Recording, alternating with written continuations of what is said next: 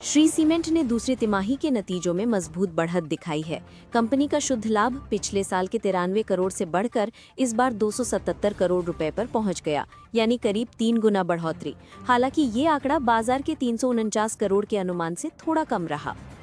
Company की आय 15.5% बढ़कर उम्मीद से बेहतर रही, जबकि एबिडा में 43.5% की बढ़ोतरी हुई, लेकिन ये अनुमान से नीचे रही। कंपनी ने प्रति शेयर 80 रुपए के डिविडेंड की घोषणा की है, जिसकी रिकॉर्ड डेट 3 नवंबर रखी गई है। अडानी ग्रीन एनर्जी के लिए दूसरी तिमाही शानदार रही। कंपनी का शुद्ध लाभ 25% बढ़कर 644 करोड़ रुपए हो गया, जबकि आय 3008 करोड़ रुपए रही। एबिडा में 17.4% की वृद्धि दर्ज हुई और मार्जिन बढ़कर 86.5% पहुंच गया, जो पिछले साल के 73.8% से काफी बेहतर है। ये दर्शाता है कि कंपनी की ऑपरेशनल एफिशिएंसी लगातार सुधर रही है। Mahindra and Mahindra financial services ने दूसरी तिमाही में 45% की मजबूत ग्रोथ दिखाई। कंपनी का शुद्ध लाभ 564 करोड़ रुपए रहा, जबकि नेट इंटरेस्ट इनकम 14.6% बढ़कर 2279 करोड़ रुपए पहुंची।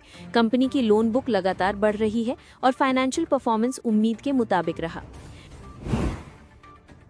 टाटा कैपिटल ने भी तिमाही दर तिमाही आधार पर स्थिर प्रदर्शन किया। कंपनी का मुनाफा 11% बढ़ा, जबकि कुल आय में 4% की बढ़ोतरी दर्ज की गई। एसेट्स अंडर मैनेजमेंट बढ़कर 2.45 लाख करोड़ रुपए तक पहुंच गया, जो पिछली तिमाही में 2.37 लाख करोड़ रुपए था।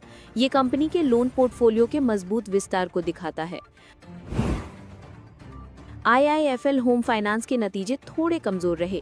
कंपनी का शुद्ध लाभ 39% घटकर 194 करोड़ रुपए पर आ गया, जबकि शुद्ध ब्याज आय 8.3% घटकर 408 करोड़ रुपए रही। ये गिरावट हाउसिंग फाइनेंस सेगमेंट में बढ़ती प्रतिस्पर्धा और लागत के दबाव को दर्शाती है। स्वॉन डिफेंस ने मज़ागॉन डॉक शिप बिल्डर्स के साथ एक अहम समझौता किया है। इस करार के तहत कंपनी भारतीय नौसेना के लिए लैंडिंग प्लेटफॉर्म डॉक के डिजाइन और निर्माण का काम करेगी। ये डिफेंस सेक्टर में कंपनी के लिए बड़ा अवसर माना जा रहा है और लंबे समय के लिए ऑर्डर बुक को मजबूत करेगा। शक्ति सुगर्स के लिए दूसरी तिमाही में घाटा थोड़ा घटा है। कंपनी को इस बार 32.07 करोड़ रुपए का शुद्ध घाटा हुआ है, जबकि पिछले साल यह 48.60 करोड़ रुपए था। हालांकि कंपनी की आय बढ़कर 168.26 करोड़ रुपए पहुंची है, जो ऑपरेशनल सुधार की दिशा में एक संकेत है।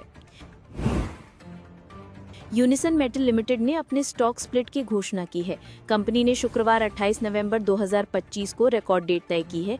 अब कंपनी का प्रत्येक 10 रुपए फेस वैल्यू वाला शेयर विभाजित होकर 1 रुपए के 10 शेयरों में बदल जाएगा। किर्लोस्कर प्यूमेटिक के तिमाही नतीजे कमजोर रहे। कंपनी का मुनाफा 68 करोड़ रुपए से घटकर 43 करोड़ रुपए रह गया और रेवेन्यू भी 431 करोड़ रुपए से घटकर 378 करोड़ रुपए हो गया। एबिडा मार्जिन 21.7% से घटकर 15.4% पर आ गया। इन कमजोर नतीजों का असर शेयर पर दिखा और स्टॉक करीब 2% टूटा। न्यूजेन सॉफ्टवेयर टेक्नोलॉजीज ने तिमाही नतीजों से निवेशकों को खुश कर दिया। कंपनी का मुनाफा पिछली तिमाही के 50 करोड़ रुपए से बढ़कर 82 करोड़ रुपए हो गया, यानी करीब 64% की वृद्धि। रेवेन्यू भी 25% बढ़कर 401 करोड़ रुपए तक पहुंच गया और एबिडा 2 गुना होकर 102 करोड़ रुपए पर पहुंच गया। मार्जिन में भी सुधार हुआ और अब ये 25.5% तक पहुंच गया है। अब बात करते हैं टीटीके प्रेस्टीज की, जिसके तिमाही नतीजे शानदार रहे हैं। सितंबर तिमाही में कंपनी का मुनाफा 21% बढ़कर 64 करोड़ रुपए पर पहुंच गया, जबकि रेवेन्यू 11% बढ़कर 834 करोड़ रुपए हो गया। एबिडा में 33% की बढ़त और मार्जिन 9.67% से बढ़कर 11.56% तक पहुंच गया। नतीजों के बाद टीटीके प्रेस्टीज के शेयरों में जबरदस्त उछाल आया और स्टॉक दिन के ऊपरी सर्किट पर पहुंच गया। एक ही दिन में स्टॉक 20% बढ़ गया। अब कार्टरेट टेक की बात करें तो कंपनी ने सितंबर तिमाही में अब तक का सबसे मजबूत प्रदर्शन दिखाया है। रेवेन्यू 29% बढ़कर 222 करोड़ रुपए और मुनाफा 109% उछलकर 64 करोड़ रुपए हो गया।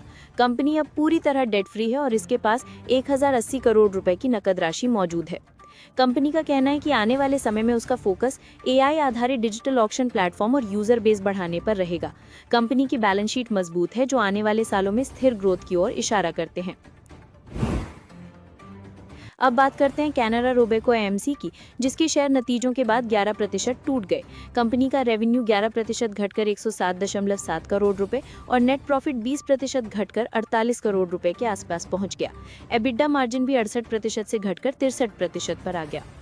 हालांकि कंपनी ने 2 नई स्कीमें लॉन्च करने की योजना बनाई है, कैनरा रोबेको इनोवेशन फंड और banking and financial services fund. इन स्कीमों की लॉन्चिंग सेबी की मंजूरी और बाजार की स्थिति पर निर्भर करेगी।